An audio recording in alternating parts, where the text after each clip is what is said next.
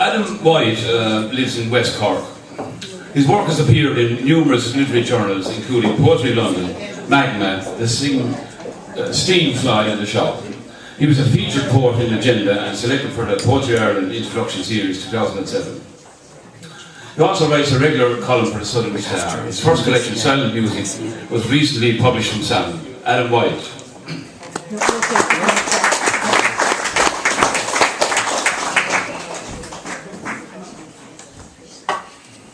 Thanks. I don't want to keep you too long because you've been here for a very long time. You're a very good audience. I was going to read 5 short poems, but I might make it a bit shorter than that. I just want to begin with a poem called, I'm going to be reading from my new collection, Silent Music, which was published earlier this year by Salmon Poetry. I'm just going to begin with a poem called Google Earth, which is about going on the programme Google Earth. For those of you who don't know, it's an amazing programme where you can go anywhere in the world. In the world you can sort of, all sorts of places. So this was my first time, and it was in London. And after we went on the programme, earlier in the day, I bought a pocket-sized edition of Midsummer Night's Dream, and so after I went on the programme, I opened up the play, and my eyes fell on this quote from Theseus, which was, "The poet's sigh, in fine frenzy rolling, doth glance from heaven to earth, from earth to heaven." So that set the ball rolling for the poem. We started in Africa, the world at our fingertips, dropped in on your house in Zimbabwe, threading our way north out of Harare into the suburbs, magnifying the streets, the forms of things unknown, till we spotted your mum's white Mercedes parked in the driveway, seeming more strange than true. The 3 of us huddled round a monitor in Streatham. You pointed out the swimming pool and stables. We whizzed out, looking down on our blue planet. Then, like gods, zoomed in towards Ireland, taking the road west from Cork to Kinsale, following the Bandon River through Inishannon, turning off and leapfrogging over farms to find our home framed in fields of barley. Enlarged the display to see our sycamore's leaves waving back. Then, with a touch of a button, we were smack bang in central London, tracing our footsteps earlier in the day, walking the wobbly bridge between St Paul's and Tate Modern, the London Eye staring majestically over the Thames. South through Brixton into Streatham, one sees more devils than vast hell can hold, the blank expressions of millions of roofs gazing squarely up at us, while we made our way down the avenue, as if we were trying to sneak up on ourselves, till there we were, right outside the door, the lunatic, the lover, and the poet, peeping through the computer screen like a window to our souls.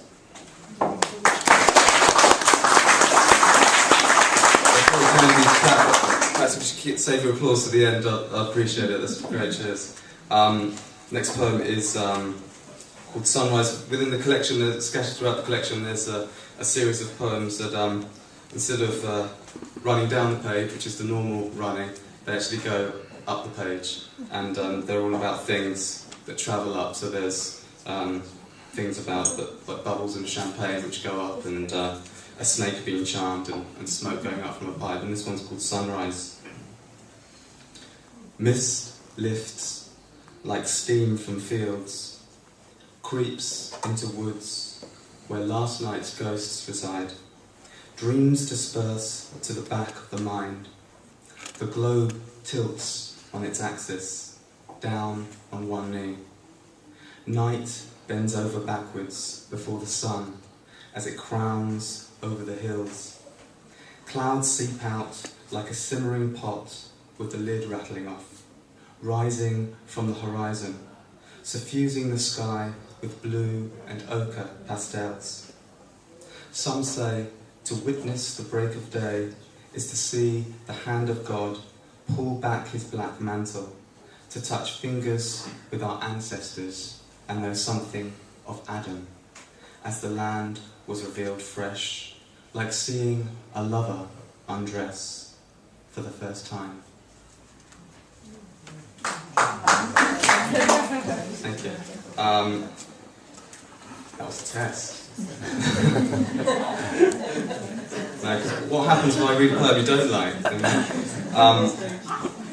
Next poem is very short, it's a haiku, and it's about the grotto in Ballinspittle, County Cork, which in the 1980s somebody saw move, and it became huge.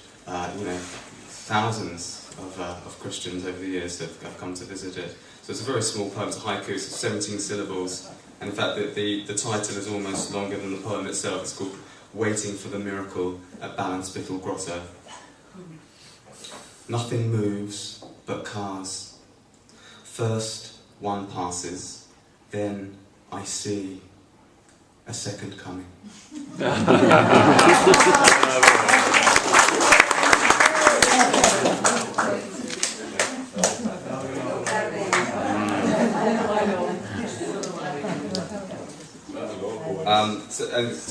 title of the collection, as I said, is called Silent Music. So within the collection there's poems which are sort of a homage to music, with mentions of Bob Dylan and Schubert and many other musicians. But there's also poems about silence as well.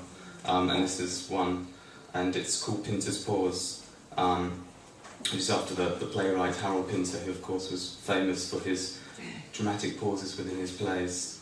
This poem was actually, this collection was highly commended in the Forward Prize recently, and this poem is in the anthology which is coming out later this year. Pinter's Pause. It was the height of summer. We sat in the garden reading a play. I played him and you played her. Before long you said, "Do you know about Pinter's pause, those silent moments pregnant with words unsaid?" I wasn't really listening. I thought I saw a fox in the undergrowth, stopping by the hedge to eye up his purple gloves. Everything was in flower. We read the play right the way through. I was him, she was you. Looking up during each pause, I imagined him creeping beyond our garden, wriggling under the gap in the fence, behind the clematis and convolvulus, or whatever it was. The twist of hedgerow, the turn in the lane, the height of the day. Just then, everything stopped, caught between the hands of a clock. The sun was at its zenith. I thought if I put my hand out, I could catch it and put it in my pocket. I didn't want to say anything to break the spell. Then it moved on, like a great cog in a grandfather clock. The season was passing. Our lives were turning before its eyes. Those soft paws padding the undergrowth, gingerly treading between the hedgerows, beyond the clematis and convolvulus. So I'll just read one more poem from this collection, and then actually I would like to just finish with a poem about Desmond O'Grady after that. The front cover is actually, it's got a picture of a road. There's quite a few poems about roads, about being on the road, and this is one of them. It's called Dad. I'll always remember those Sunday drives home, how a blackening silence came over us with the night. I'd look back at the road we'd set out on when our weekend had begun, singing songs, stopping at petrol stations in the back of Beyond, turning off the beaten track and finding a pub for lunch with swings and climbing frames to play on.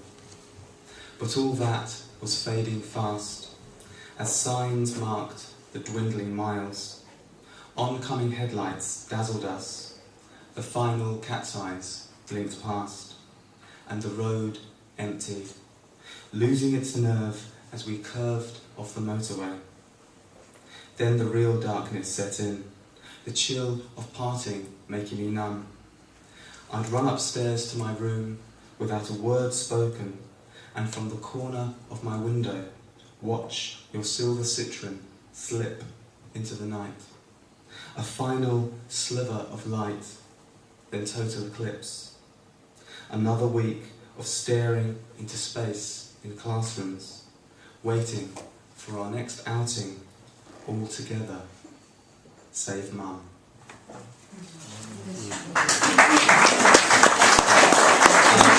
So thank you all for listening, and thanks to Dominic and everyone here for putting this on. This is the last poem. It's a new poem. It's about Desmond, who's a great hero and a mentor of mine. And when I moved to Ireland 10 years ago, Desmond, of course, is from Limerick, and one of Ireland's greatest poets, I think it's fair to say, and a great rogue as well, which is fair to say. And but he's an extraordinary character, and it was from meeting Desmond which really turned me on to writing poetry and his encouragement. And this poem, it's rather sad because it's actually, Desmond went into hospital recently and it was looking very gloomy, especially at the start when he initially went in with a broken hip and then other things as well. But actually, since being in hospital, he's actually had an extraordinary revival and is now in a nursing home. But this was the initial meeting of seeing Desmond when he first went into the hospital. It's called Visiting the Poet. I funneled down tunnelled white corridors, as if wandering through the passages of the mind. Nurses flashing in and out of doors like synapses, doctors' jackets flapping side by side. I kept taking wrong turns, reaching dead ends. Nobody knew his name. Even here, he was an outsider. At the end of the left wing, I found him in a warm, airless ward. He was one among the decrepit, within a clinging smell of stale urine. Sitting in the far corner, I hardly recognised him, small in his faded blue gown.